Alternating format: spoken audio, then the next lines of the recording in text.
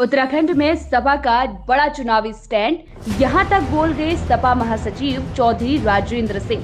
विधानसभा चुनाव की दहलीज पर खड़े उत्तराखंड में राजनीतिक दल चुनावी पारी खेलने के लिए अपनी अपनी टीम सजाने लगे हैं। इसी क्रम में समाजवादी पार्टी भी अब मैदान में उतरने की तैयारियां कर रही है। सपा के राष्ट्रीय अध्यक्ष एवं उत्तराखंड के प्रभारी चौधरी राजेंद्र सिंह इसी मिशन के तहत उत्तराखंड पहुंचे।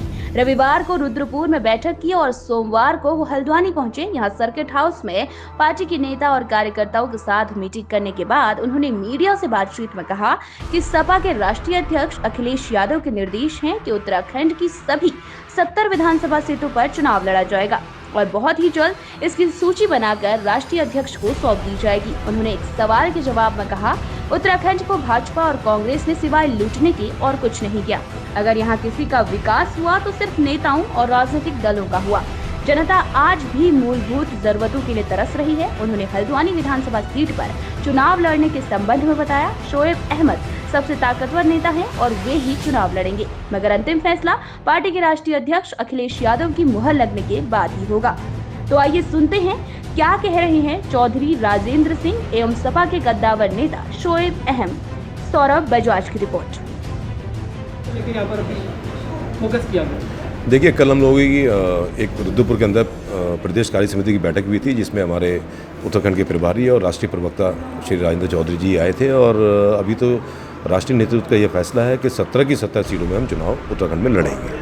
और जहाँ तक बात रही कि हमें यहाँ पर उत्तराखंड के अंदर जो जिस तरीके से कांग्रेस और भारतीय जनता पार्टी ने पिछले 21 सालों में एक छल करा है यहाँ की जनता के साथ में, और जिसके दोनों के दोनों दोषी हैं कि 10 साल ये 11 साल वो, इन दोनों ने कोई भी ऐसा विकास नहीं किया कि जिससे कि देश या प्रदेश की जनता उनको दोबारा वोट देगी, या इनको कोई ऐसा हक नहीं है किस मुंह से जाके वोट मांगेंगे। क्या सपा कोई नया एजेंडा लेके आ रही है? देखिए, सपा का एजेंडा यही है कि जो जिस तरीके से विकास उत्तर प्रदेश के अंदर सपा नहीं किया था, अगर यहाँ के मुद्दे हमारे हैं, जो अभी घोषणा पत्र भी आएगा, जिसमें मेन जो रहेगा रोजगार, स्वास्थ्य, शिक्षा, और जो जिस ज़मीन पर 50 साल 60 साल से जो लोग नज़ुल में काबिज हैं, और उनको उसका मालिकाना हक कैसे दिया जाए। प्रदेश सरकार का ये दायित्व बनता है कि उनको मालिकाना हक देना चाहिए। इन मुद्दों को लेकर समाजवादी पार्टी प्रदेश में चुनाव लड़ेगी। सर, उम्मीदवारी की बात करें, आपके प्रदेश में बात करें तो विधानसभा चुनाव जगह 3 महीने का समय रह गया, तो चुनाव के टाइम में टिकट डिक्लेयर किए जाएंगे?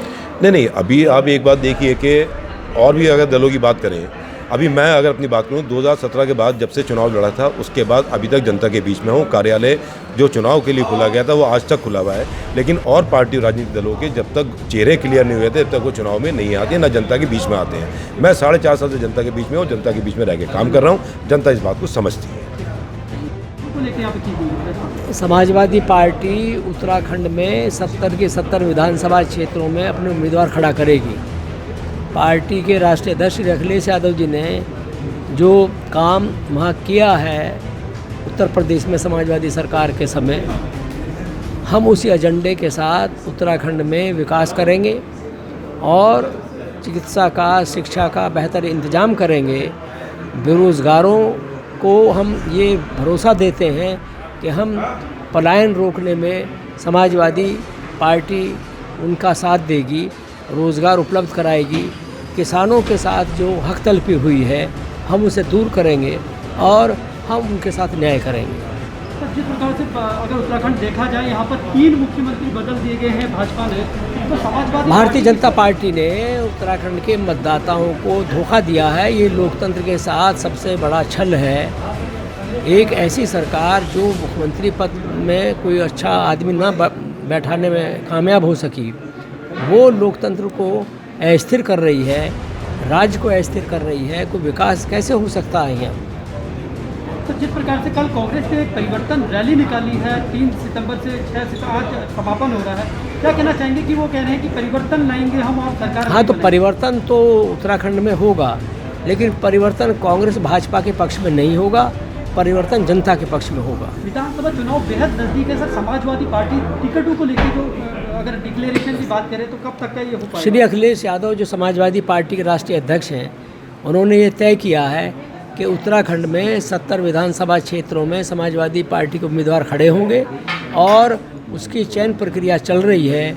हमने प्रत्याशियों के आवेदन आमंत्रित किए हैं। जल्दी ही हम राष्ट्रीय अध्यक्ष जी को इसके सूची देंगे और वो अंतिम फैसला हो जाएगा। सर, हल्द्वानी विधानसभा को सबसे हॉट सीट यहाँ पर माना जाता है। आपके जो प्रदेश प्रवक्ता हैं या महासचिव हैं सोहेब क्या कहते हैं अहमद, उनके टिकट को लेकर यहाँ पर क्या किया जाएगा किस बात? नहीं, वो भी उम्मीदवार हैं और ये फैसला श्री अखिलेश यादव जी करेंगे। सब्सक्राइब करें हमारा YouTube चैनल न्यूज़ जंक्शन 24 और बेल आइकन दबाना ना भूलें।